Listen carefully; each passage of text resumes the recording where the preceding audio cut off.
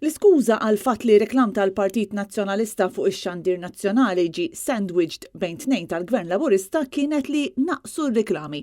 Dan ħareġ mis-seduta ta' tlieta fejn quddiem il-Maġistrat Grazzjo Merġieqa komplet tinstema' l-kawża tal-Partit Nazzjonalista kontra l-PBS, l-Awtorità tax-Xandir u l-Ministru Carmelo Abela dwar nuqqas ta' bilanċ fix-xandir.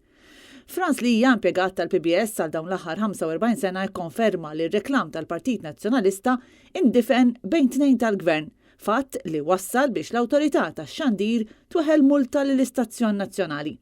Intant kemm Franz Lija kif ukoll Mark Sammut, kap eżekuttiv tal-PBS, qalu li mhumiex responsabbli għall-għażla ta' kif jixxandru ir-reklami u pressati jgħidu kif tittieħed id-deċiżjoni qalu li m'hemm l-ebda diskrezzjoni dwar kif jintażlu.